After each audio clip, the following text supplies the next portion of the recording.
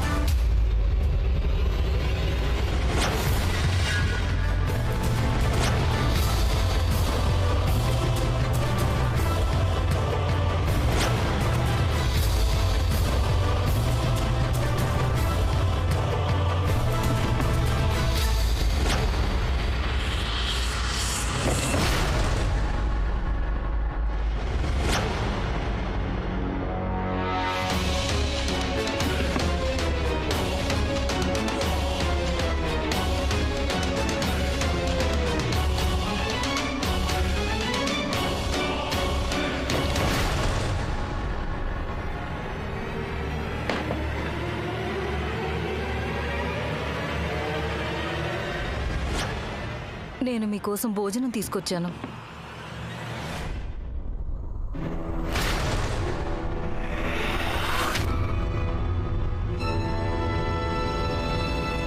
నేను చేసిందంతా కేవలం నా కుటుంబాన్ని కాపాడుకునేందుకే చేశాను. మీరు పోయారని ఒక అబద్ధపు నాటకం ఆడాను. నేను మీకు అబద్ధపు అంతిమ సంస్కారం చేశాను. ఇక మీరు లోకం దృష్టిలో చనిపోయారు. నన్ను క్షమించండి. లోకం దృష్టిలో అయితే నేను చనిపోయాను, కానీ నా దృష్టిలో నేను దిగజారిపోయాను. ఆ రహస్యాన్ని నా భుజాలపై మోస్తూ మోస్తూ నేను అలసిపోయాను సరోజ. ఆ రహస్యం నన్ను... ఇక చాలు, రహస్యం లేదు. ఈ విషయంలో నాకు ఎలాంటి సంబంధం లేదు. నాకు నా మాంగళ్యం, నా కొడుకు చల్లగా ఉంటే చాలు.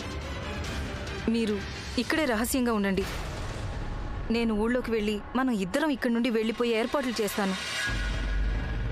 మనం సాధ్యమైనంత త్వరగా ఇక్కడి నుండి చాలా దూరం వెళ్ళిపోదాం. మీరు భోజనం చేయండి.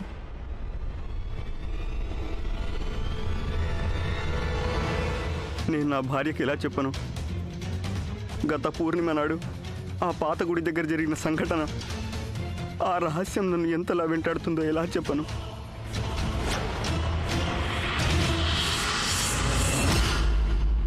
ఈ సావిత్రి నా మాటల్ని లెక్క చేయకుండా ఎక్కడికి వెళ్ళిపోయింది? సరే అయితే, తను మమ్మల్ని లెక్క చేయనప్పుడు మేము తనని పట్టించుకోం. మేము మెహల్కి వెళ్ళిపోతాం.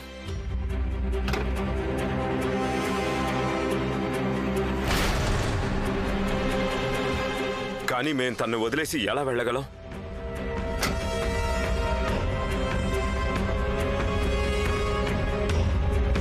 సావిత్రి!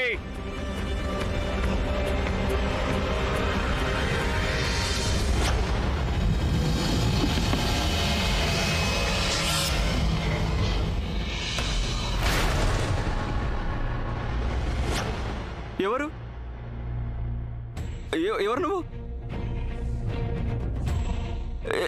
ఎవరు నువ్వు? ఇక్కడ ఏం చేయడానికి వచ్చావు? వెళ్ళు, ఇక్కడి నుంచి వెళ్ళు. నేనెవరినో తెలుసుడు ఇప్పుడు అవసరం లేదు. కానీ తెలియాల్సింది మాత్రం, ఆ రోజు కొండ మీద రాజా సాహెబ్, రాణి రాజేశ్వరి, ఇక రాణి గాయత్రి కాకుండా అక్కడ ఉన్న ఇంకొక మనిషి ఎవరు? నువ్వేం అడుగుతున్నావు? నాకు దాని గురించి ఏం తెలియదు. నేను ప్రమాణం చేసి మరీ చెప్తున్నాను. చూడు కాకా, కాళీ మాతకు పూజ చేసుకుంటా ఇట్లా అబద్ధం చెప్ప నీకు సిగ్గైతే లేదు. నువ్వు నిజమే చెప్తే ఆ అమ్మ మీద ఒట్టు పెట్టు. చూడు, నువ్వేదో పొరపాటు పడుతున్నట్టున్నావు. నేనేం పొరపాటు పడతలేను పంతులు. నాకెరక గా రోజు రాజా సాహెబ్ని, రాణి గాయత్రిని ఏం చేసిండ్రు గదంతా నేను నా కళ్ళతోని చూసిన. అసలు నిజమేందో నీకెరక పంతులు. ఇంకో మాట, ఋషులు ఏదాలల్లా రాసిండ్రు, నిజాన్ని దాసుడు చాలా పాపం అని. ఎందుకుగా పాపాన్ని నెత్తిన కట్టుకొని ఊరేగుతున్నావు? గా బరువు కిందకి దింపు. ఇక చెప్పు నాకు, చెప్పు, ఆ రోజు కొండ మీద ఎవరున్నారు? రాజా సాహెబ్, రాణి రాజేశ్వరి, రాణి గాయత్రి, ఇక ఇంకొక మనిషి ఎవరు?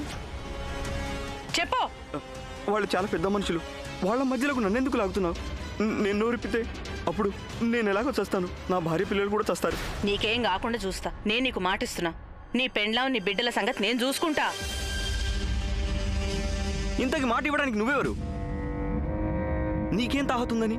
వాళ్ళు చాలా పెద్ద మనుషులు, నిన్ను చీమలాగా నలిపేస్తారు. వాళ్ళ జోలికి నువ్వు వెళ్ళకూడదు. అలాగే జరిగిందంతా కూడా మర్చిపో.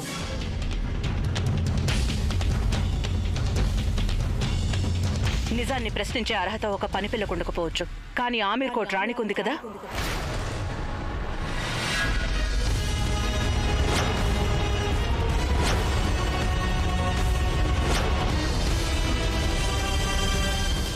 మీరు ఆమీర్ కోట్ రాణి గాయత్రీదేవి ఎదురుగా నిల్చున్నారు.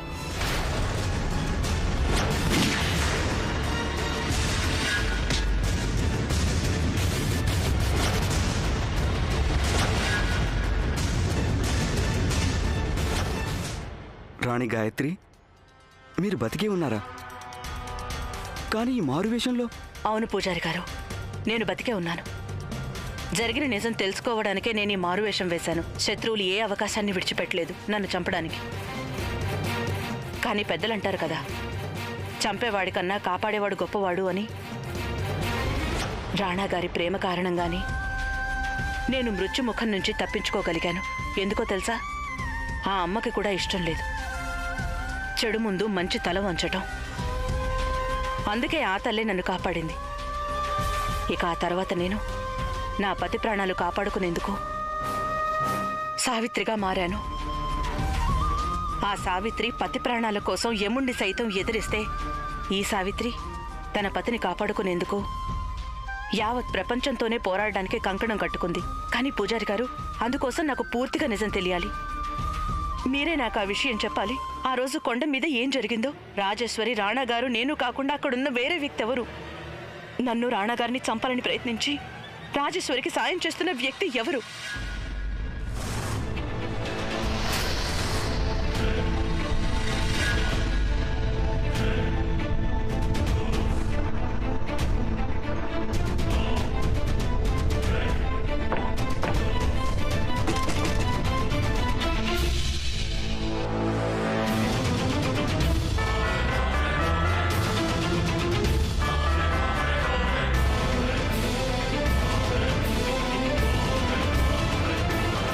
కేవలం ఒక్క నిజం చెప్పి నాతో పాటు నా కుటుంబం మొత్తాన్ని ప్రమాదంలో పడేయలేను గాయత్రి గారు.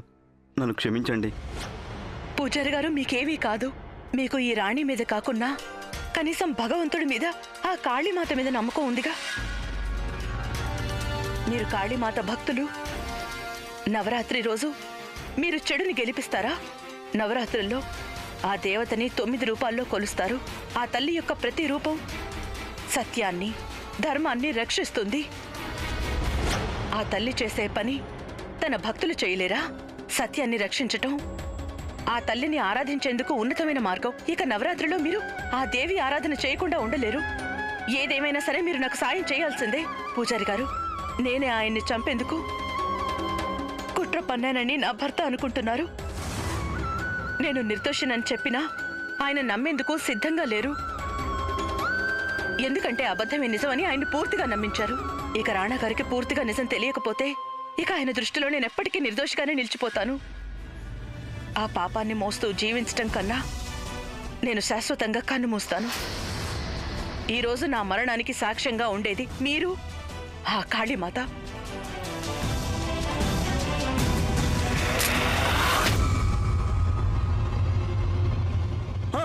ఆపండి రాణి గాయత్రి, ఏంటి మీరు చేస్తున్న పని? భగవంతుడు మీకు ఈ జీవితాన్ని ఇచ్చింది ఈ విధంగా ఆహుతి ఇవ్వడానికి కాదు. మీరు నిజాన్నే ఆహుతి చేసేశారు పూజారి గారు. అందుకే నేను నా ప్రాణాన్ని ఆహుతి చేస్తాను. చాలు రాణి గాయత్రి, చాలు. నన్ను క్షమించండి. నన్ను ఇంకా సిగ్గుపడేలా చేయకండి. ఆ రోజు ఏం జరిగిందో మొత్తం చెప్తాను. అసలు ఏం జరిగిందంటే, నేను కాళీమాతకు పూజ చేశాక నైవేద్యం పెట్టి ఇంటికి చేరుకున్నాను. తిరిగి ఇంటి నుండి వెనక్కి వస్తుండగా నాకు తుపాకీ పేలిన శబ్దం వినిపించింది. నేను ఆ వైపుగా ముందుకు నడిచాను. అప్పుడు నేను చూసింది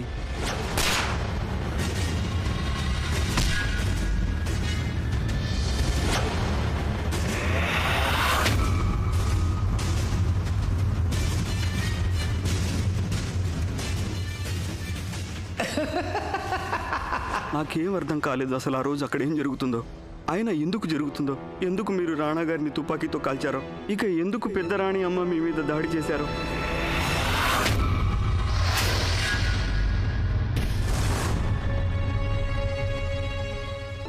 పెద్దరాణి అమ్మ.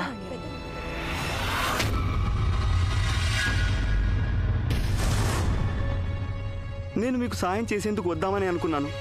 అప్పుడే నా చెవిలోకి ఒక శబ్దం వినిపించింది. ఇక అప్పుడు నేను అక్కడే ఆగిపోయాను.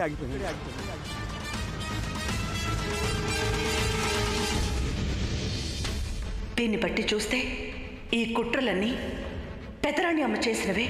అంటే పెదరాణి అమ్మ మళ్ళీ మా అందరితో అబద్ధం ఆడారు. నేను పాత విషయాలన్నీ మర్చిపోయి ఆవిడ తిరిగి మహల్లోకి రానిచ్చాను. కానీ ఆవిడ మీ ఆటలు ఇక సాగు పెదరాణి అమ్మ. ఇక నా సహనానికి మీ పాపాలకి హద్దు ఎప్పుడూ దాటిపోయింది. ఇక సహించలేను. నేను మీకు చెప్దామని అనుకున్నాను, కానీ నాకు అప్పుడే తెలిసింది రాణాగారు గతాన్ని మర్చిపోయారని. ఇక ఆయన రాజమాతని కారాగారంలో వేశారని. నాకేమీ బోధపడలేదు. నేను ఎక్కడికి వెళ్ళాలో, ఏం చేయాలో, ఎవరికి చెప్పాలో. నేను చేసిన అపరాధం మోస్తూ ఇంతకాలం కృంగిపోతూ వచ్చాను. అందుకే నేను గుడికి కూడా వెళ్ళడం లేదు. కానీ నవరాత్రులు పూజలు చేసేందుకు గాను నేను తిరిగి వెళ్ళక తప్పలేదు. అక్కడికి తిరిగి వెళ్ళేసరికి మా ఇంటి చుట్టుపక్కల చాలామంది రౌడీలు తిరుగుతున్నారు. అందుకే నేను నా భార్యని నేను చనిపోయినట్టు నాటకం ఆడమని చెప్పి ఒప్పించాను. మీరెంతో సాహసం చేశారు. ఇంకొకసారి నాతో పాటు వచ్చి రాణా గారికి నిజం చెప్పండి. లేదు రాణి గాయత్రి, లేదు. నేను ఆ పని చేయలేను. నేను ఆ మహల్కి వస్తే అప్పుడు పెద్దరాణి అమ్మ నా యావత్ వంశాన్ని నాశనం చేస్తారు. లేదు పూజారి గారు, మీకేమీ జరగదు. నేను మీకు మాటిస్తున్నాను. రేపు నేను మీ ఇంట్లో వాళ్ళందరినీ తీసుకొస్తాను. మీ కుటుంబం సురక్షితంగా ఉందని మీకు పూర్తిగా నమ్మకం కుదిరాకే అప్పుడే మీరు నాతో పాటు రండి. ఇక మనం రాణా గారికి జరిగిన నిజాన్ని చెప్దాం. సరే రాణి గాయత్రి, గుర్తుంచుకోండి, నేను నిజం చెప్పేది మాత్రం నా కుటుంబంలో అందరూ సురక్షితంగా ఉన్నారని తెలిసిన తర్వాతే, లేకుంటే చెప్పను. అలాగే పూజారి గారు. రేపు నవరాత్రి మొదటి రోజు. రేపు సత్యమే గెలుస్తుంది. కాళీమాతే తన బిడ్డల్ని కాపాడుకుంటుంది.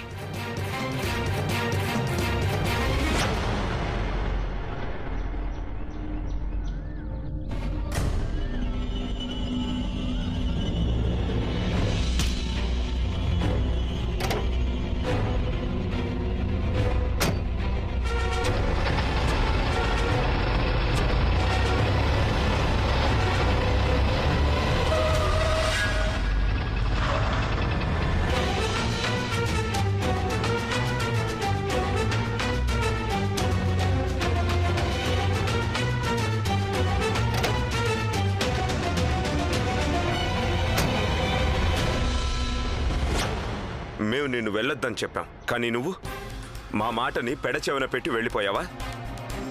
సావిత్రి, అసలు అంత ముఖ్యమైన విషయం ఏమిటి? ఈరోజు నీకు మా మాట కన్నా అదే ఎక్కువైపోయిందా? జవాబివ్వు. నేను మీకు నిజం చెప్పగలుగుంటే ఎంత బాగుండు రాణాగారు.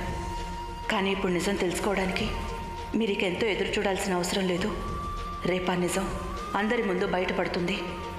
ఇక మనం తిరిగి ఒకటైపోతాం. కూర్చో.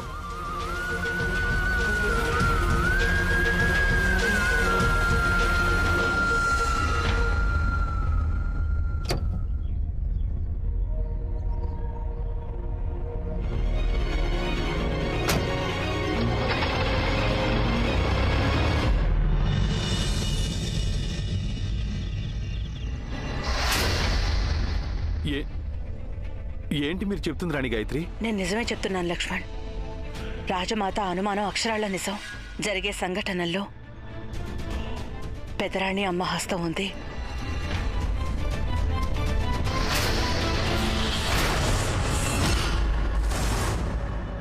రాజేశ్వరి, చినరాజా వారు కేవలం ఆట బొమ్మలు. వారికున్న తీగలు పెదరాణి అమ్మ చేతిలో ఉన్నాయి. రాణా గారిని నన్ను చంపాలనుకున్నదే పెదరాణి అమ్మే లక్ష్మణ్. ఇంకా మీరు దేనికోసం ఎదురు చూస్తున్నారు? మనం వెంటనే వెళ్ళి రాణా గారికి నిజమేంటో చెప్పేద్దామండి. రాణా గారు మన మాటల్ని ఎన్నటికీ నమ్మరు. స్వయంగా పూజారి గారు వచ్చి సాక్ష్యం చెప్తే తప్ప. ఆయనకి తన కుటుంబం సురక్షితంగా ఉంది అని తెలిసాకే పూజారి గారు ఇక్కడికి వచ్చి నిజం చెప్పేది. వారి కుటుంబాన్ని రక్షించే బాధ్యత నేను నీకు అప్పగిస్తున్నాను లక్ష్మణ్. రాణి గాయత్రి, నేను మీకు మాట ఇస్తున్నాను. నేను ప్రాణాలైనా అర్పిస్తాను, కానీ మిమ్మల్ని రాణా గారిని ఒకటి చేసి తీరుతాను. రేపు నిజం రాణా గారి ఎదుటికొస్తుంది. ఇక అప్పుడు నన్ను ఎవ్వరూ ఆపలేరు. నువ్వు నిజం తెలుసుకున్నావు గాయత్రి, కానీ ఒక్కటి నీకు తెలీదు. నిజానికి అబద్ధానికి మధ్య ఒక సన్న గీత ఉంటుంది. ఆ గీతని మేం చెరిపేస్తాం. అప్పుడు నిజం రాణా గారి ముందుకొచ్చినప్పటికీ ఆయన ఎప్పటికీ దాన్ని నమ్మరు.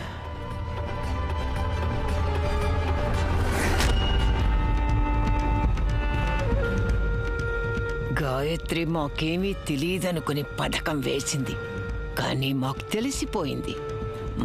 తెలిసిపోయింది తనకు మా నిజం తెలుసని.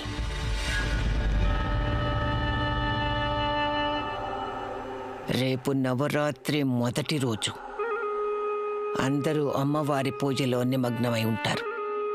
దీన్ని అవకాశంగా తీసుకుని గాయత్రి మహల్ నుంచి బయటికి వెళ్ళి ఆ పూజారిని ఇక్కడికి తీసుకొచ్చి ప్రయత్నం చేస్తుంది. గుర్తుంచుకో, ఈ మహల్లోకి పూజారి వస్తే శవంగానే రావాలి. శవంగా.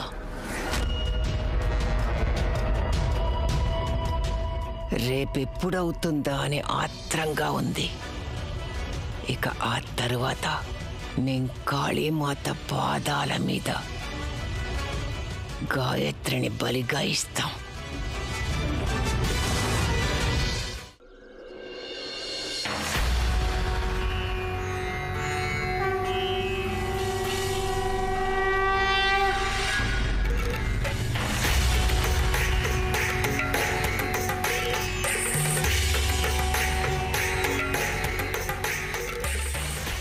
ఈ రోజు నా జీవితంలో అతిపెద్ద పరీక్షమ్మా. నాకు శక్తినివ్వు. నేను ఆ పూజారిని రాణాగారి ముందుకు తీసుకురావాలి. ఇక నన్ను నేను నిర్దోషిగా నిరూపించుకోవాలి. నా మాంగళ్యాన్ని తిరిగి పొందాలి. తిరిగి నా నుదుటన రాణాగారి చేత కుంకుమ దిద్దించుకోవాలి. నన్ను ఆశీర్వదించమ్మా.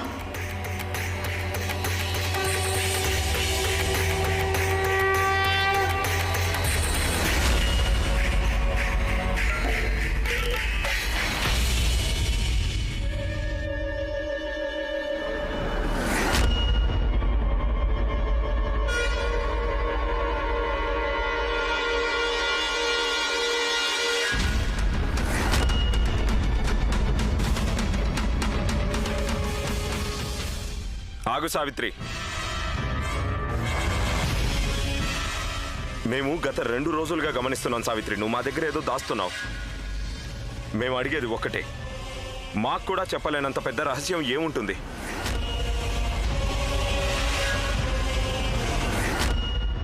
నన్ను మాఫ్ చేయ రాజసాహెబ్. ఇప్పుడు నువ్వు నన్ను దేని గురించి అడగకు. నిజం ఎందుకు చెప్పలేను, గట్లని అబద్ధం కూడా నాకు చెప్పరాదు. రాజసాహెబ్ జర్ర సబర్ చేయి.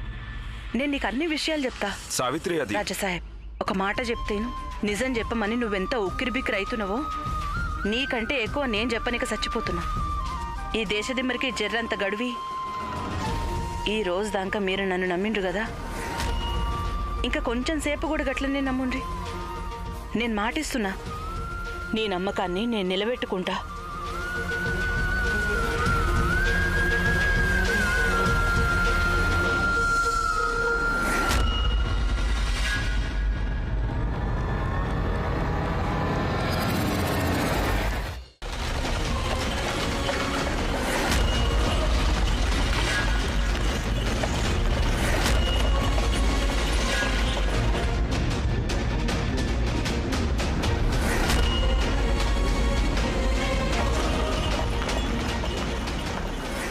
రాణి గాయత్రి బయలుదేరి చాలా సమయం అయిందే, ఇంకా చేరుకోలేదు ఎందుకు?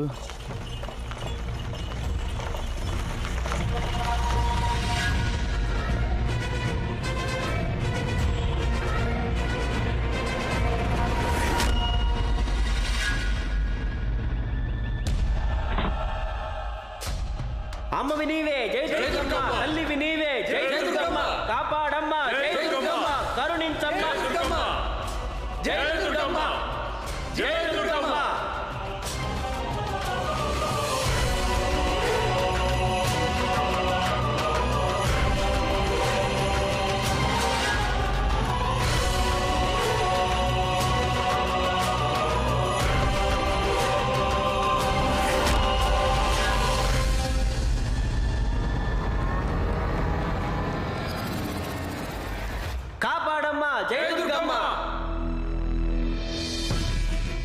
రాణిగారు, మీరు మీ మాట నిలబెట్టుకున్నారు. నా భార్య బిడ్డల్ని సురక్షితమైన చోటికి పంపించేశారు. అందుకు నేను మీకు ఎంతగానో రుణపడి ఉన్నాను. ఇప్పుడు మీరు నాతో ఉన్నారు. ఇక మీకు ఎలాంటి ప్రమాదం లేదు. పద లక్ష్మణ్.